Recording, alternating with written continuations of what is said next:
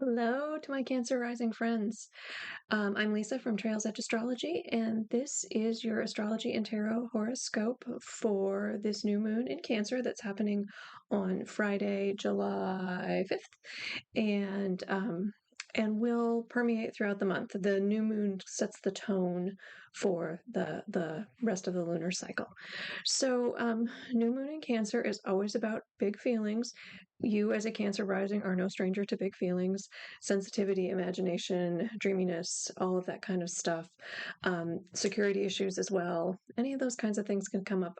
As a Cancer rising, this new moon is happening in your first house, which is related to your core identity, the tools you bring to the table to do the work you do in the world, your body, your vitality, all those kinds of things. This new moon is a new moon that's hitting front and center for you.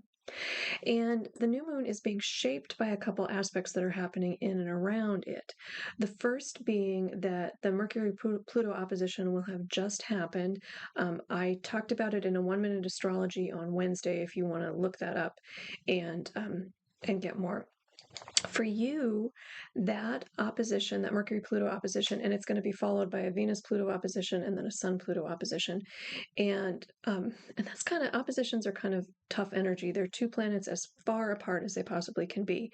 And I think in this case, what it's doing is helping to illuminate some of the issues we're working on as Pluto has moved into Aquarius. So, for you, Pluto in Aquarius is in your eighth house.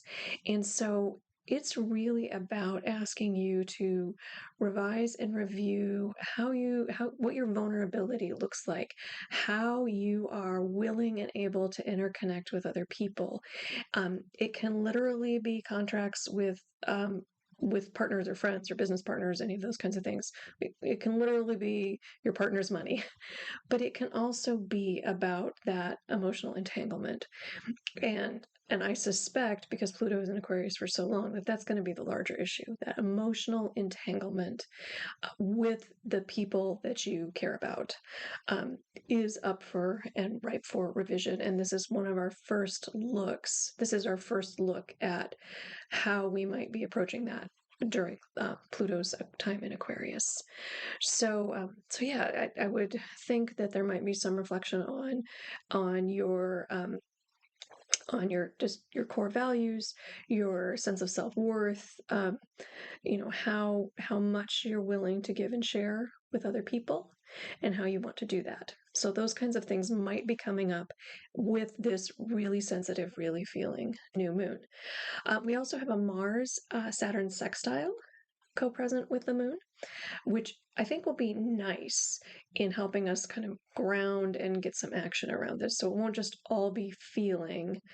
There will be some ability to make some movements in the world with that Mars Saturn sextile. Mars is how we enact our will in the world, and Saturn gives us some structure and the foundation to kind of put the pieces in place. It'll help, I think, give us some discipline around that, which I think will be helpful because a large part of this lunar cycle is also going to be colored by the Mars Uranus conjunction in Taurus that's going to happen on July 15th. So we'll feel that starting as early as next week. We'll start to feel that pressure. We may already be feeling it because Mars moved into Taurus a couple weeks ago, and so just those two planets being in the same sign probably is having some reverberation for us.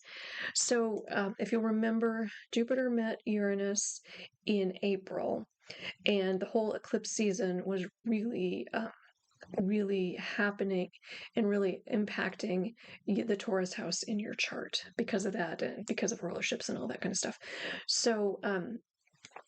So this has been an ongoing story through the spring, and so this is kind of a next chapter in it.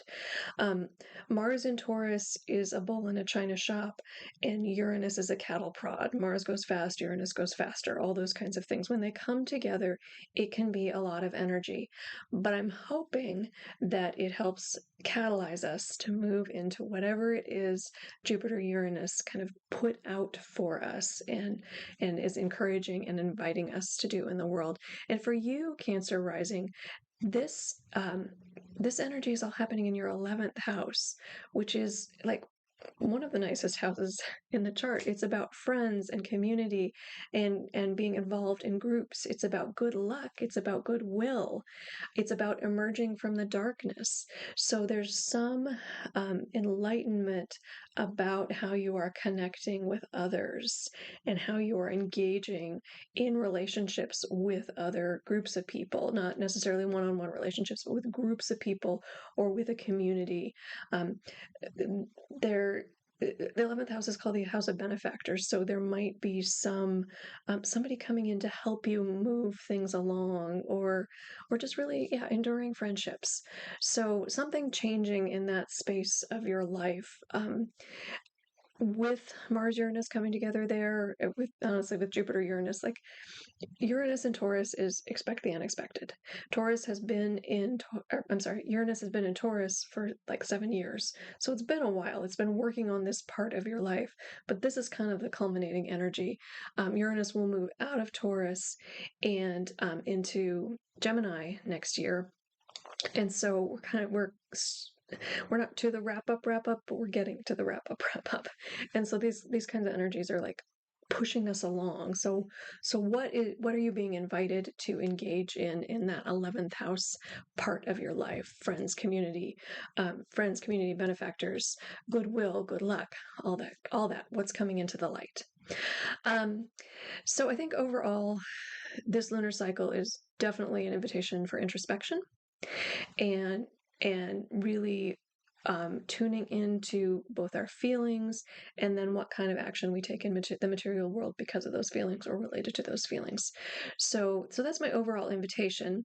And now let's turn to the cards and see what the cards have to say for all of you Cancer risings out there about how we work with this energy. All right, we are using the Mind's Eye Tarot today. I got this deck about a month ago, and I adore the art on it. So it's the one I've been using almost all the time. So we'll do a tarot spread, and then I've pulled an oracle card to give us some kind of words of wisdom towards the end. We are going to do a new moon spread that I don't think I've done on this channel before, but it's one that I use in my own practice. So I hope you like it and it's helpful. So, where are you now? Um, you are in a Three of Pentacles space right now, and this is a nice space to be in. The Three of Pentacles is about coming together to build something.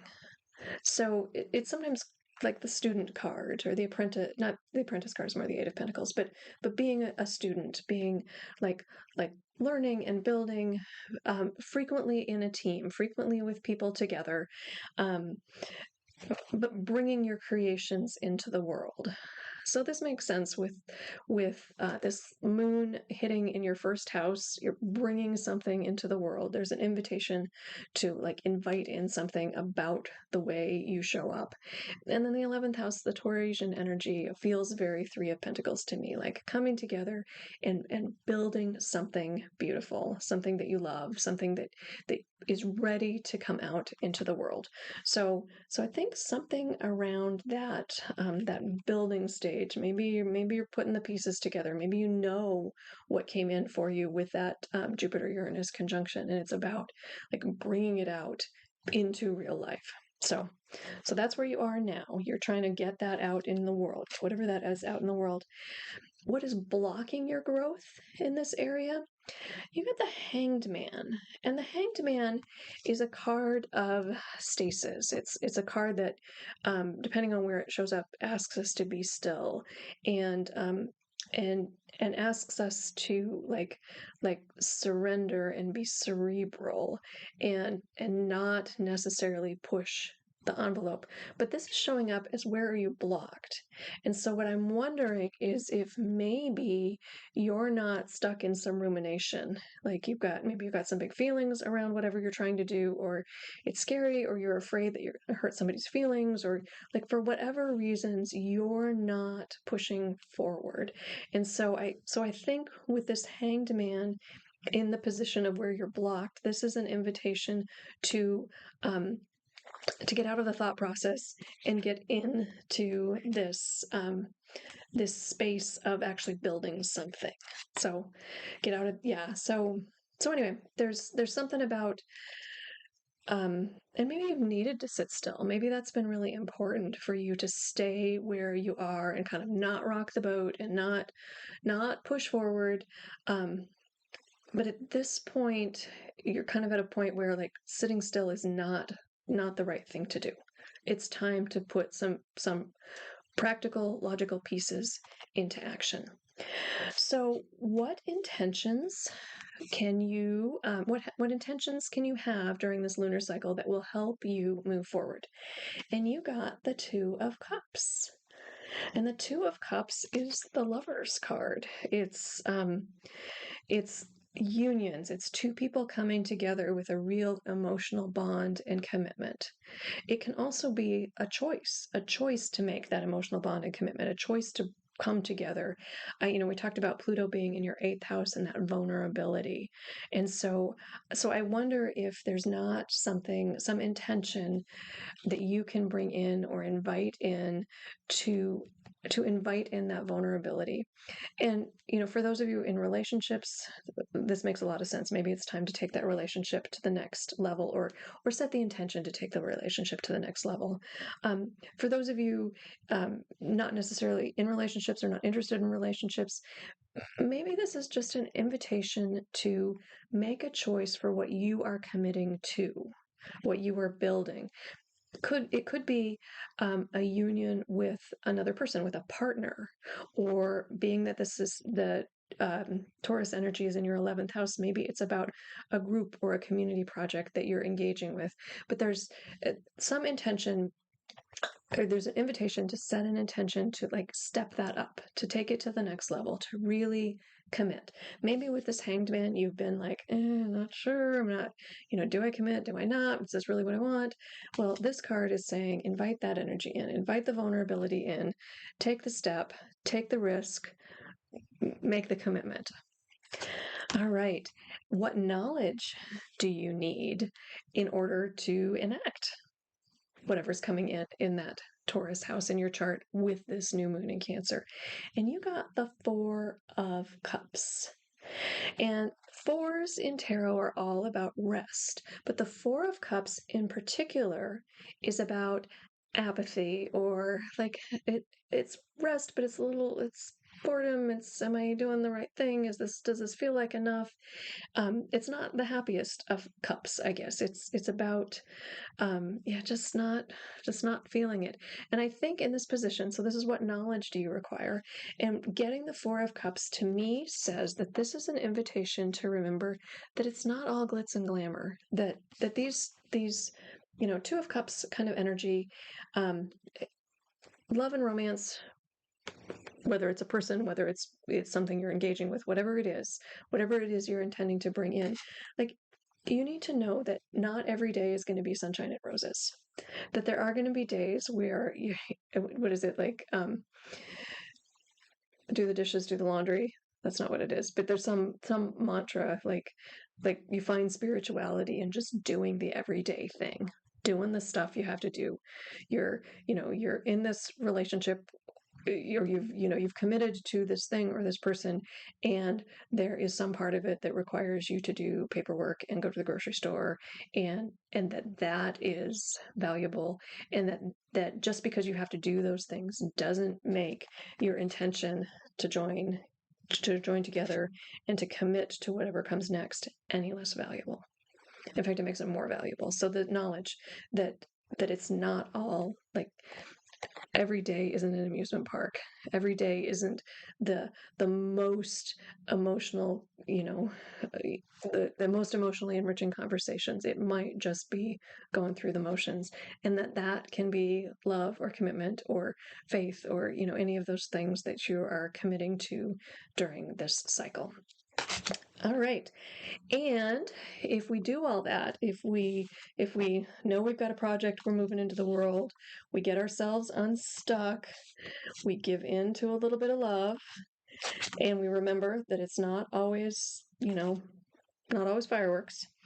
The positive energy that will come in is the Seven of Cups. You got a ton of cups, which makes sense. You're Cancer rising.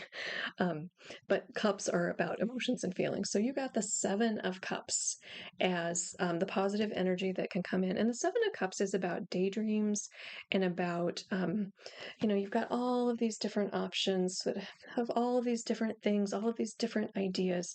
And I want to actually read from Rachel Pollack's 78 Degrees of Wisdom, what she has to say about the Seven of Cups.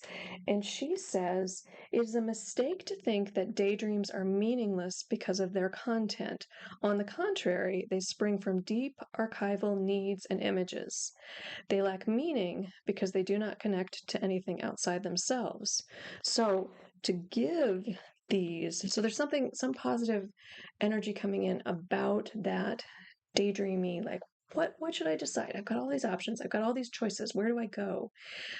But there's something about that you can give that meaning by connecting it perhaps to another person or a cause or something you're committing to in the moment. So don't discount those daydreams. Don't discount that, like, that energy. Like, I want to do this thing. I want to move in this direction. I'm ready to commit in this way. And you can daydream a little bit about it.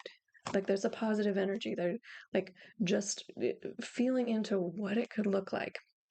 All right, and the last oracle card is from the Season of the Witch, the Litha edition. There are they've done decks for all of these, for all of the solstices, equinoxes, and cross quarter days, and I think they're beautiful decks. And the solstice just happened, and I usually observe solstice energy through the first new moon, which we're coming to after the solstice. And so I want to read, get myself my glasses, read about what you got. You got the hydration card from the Litha deck. And it says, there is more to the story than meets the eye. Be mindful of what hides beneath the surface. And in the book, it says, you may be attempting to manifest a large goal or heal an old wound, but are focusing on the symptoms when there is a much bigger problem driving the external manifestation you're expecting. Poor beliefs about your self-worth may prevent you from attracting more love and wealth. A deep-rooted fear of new experiences may hinder your plans to travel more or chase clouds. Or you could find that the trouble in a relationship are the result of long-forgotten childhood wounds. So this hydration card is really about like recognizing that we have these, these Four of Cups things, these everyday kinds of things that make us go bleh.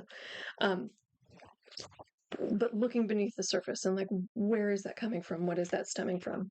And then she finishes the entry with, put on your x-ray glasses and look beyond the surface of your problems or questions, because there is more to the story than meets the eye, and you have only just begun to unpack the layers. So something deeper coming, some ability, and maybe that's your Seven of Cups, like digging deep into those emotional trenches and just looking at the opportunities and looking at how you can manifest whatever it is you are bringing in to the world right now. So, Cancer risings, thanks for joining me. If you've made it this far, would you please like and subscribe and share? Help me grow my channel. I very much appreciate it. And I'll talk to you soon. Bye.